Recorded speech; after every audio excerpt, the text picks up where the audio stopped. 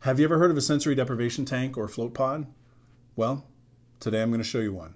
One of the things that's fascinated me recently is the concept of an isolation tank or a float tank. But the idea is to shut out the outside world and to be able to go inward, to focus, to meditate.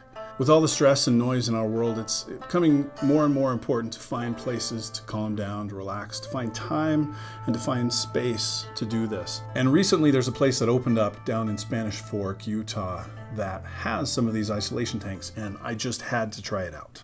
Which means a road trip. These guys are actually right across the street from our Spanish Fork location, but I'm coming from northern Utah County. So I drove down here to try the float pods, but I've got to admit this place has a lot of great stuff.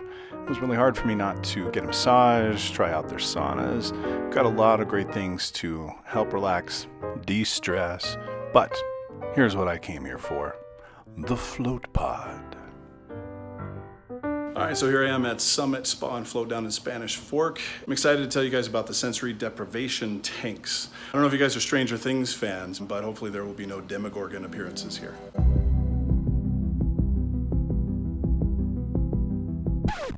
At any rate, I was able to meet with Katrina, one of the owners here, and she gave me a little bit of a rundown about how these things work.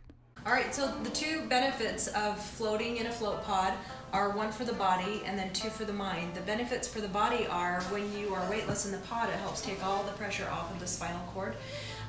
And then also because of all the Epsom salt or the magnesium sulfate in there helps draw all the toxins out of the muscle tissue.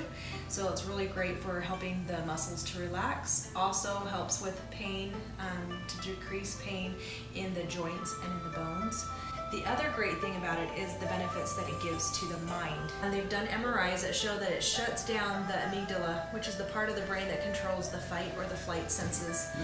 And the great thing about that is a lot of times people who are taking antidepressants, that's exactly what those antidepressants are doing. It's shutting down that portion of the brain and allowing the brain to kind of take a rest.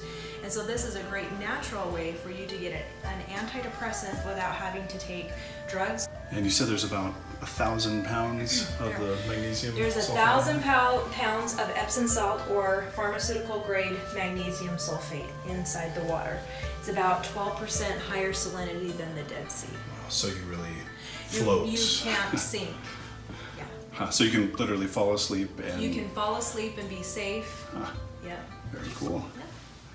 And this is the part of the video where we transition to the interview, but unfortunately we had some audio problems. So we're just going to skip on ahead to my experience here. So I put on my best excited goofy face, showered off, and went in to float. A couple things you might be interested in knowing. First of all, the water temperature is basically the same as your body temperature so that you don't feel cold or you don't really feel hot. You're able to turn the lights on or off inside there so you don't have to be in complete darkness, or you can be if you want to. Got the option for music as well. Now it's hard to tell by these videos here, but it is a good size. I'm 6'4", and there was plenty of room for me to lie down, spread my arms out, and not touch any of the sides. So inside, it was dark, and it was quiet, and it was very pleasant. And then somehow I came up with the brilliant idea to video myself talking about the experience while I drove home, because that's totally safe. So I've never really experienced anything like that before. I was surprised. First of all, I was surprised at what it felt like to float. Not just like floating in water where normally, some part of your body sinks down like your feet or something, but it really just kind of kept you floating. Don't know how else to put it. The one thing that I hadn't thought about was since you're going to be floating in salt, or at least magnesium salts, and a lot of it, if you have any cuts anywhere, it's going to burn.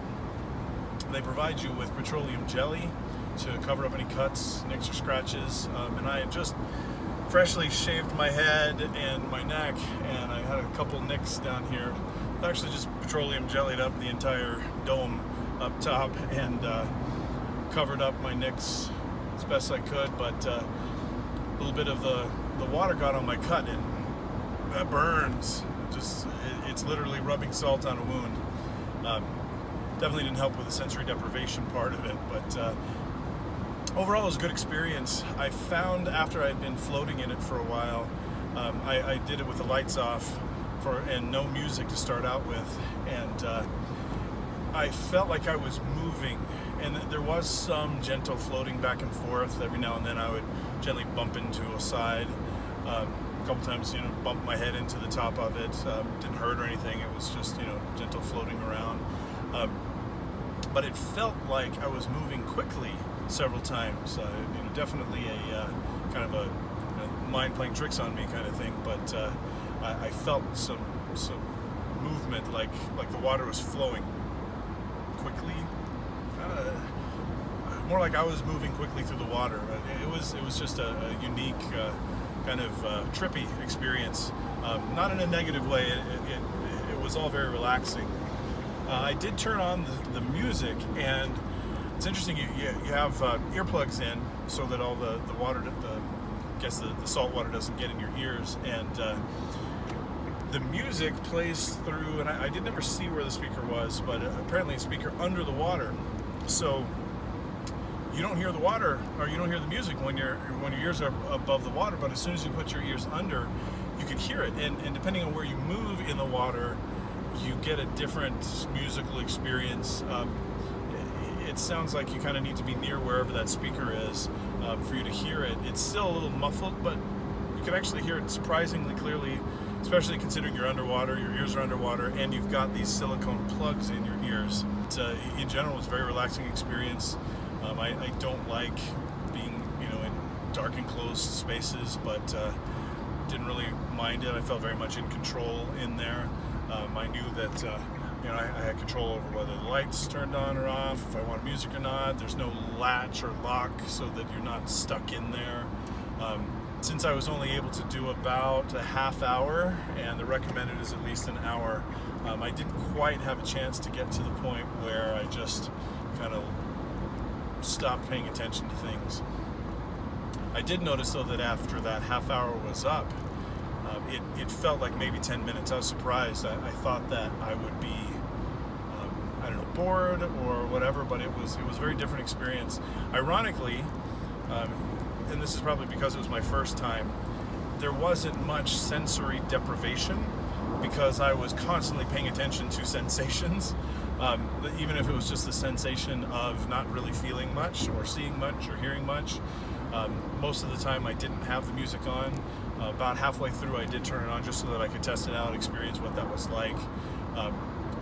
It's something I really want to go back and try again and really get the full experience. In general, it was great. Highly recommend it. If you have shaved, make sure that I'd say give yourself at least a day after shaving to make sure that you don't have anything too raw, and if you do, really put a lot of that petroleum jelly over it so that you don't have to feel the burn. And there you have it. Hopefully this has been informational for you. You learned some things about a float pod or an isolation tank. And just a really big thank you to Summit Spawn Float down in Spanish Fork. Make sure you guys go check them out. I'll put a link to their Facebook page in the description below. And if you like this video, go ahead and click that like button and subscribe to our channel. We should have a lot more coming in the future. Thanks.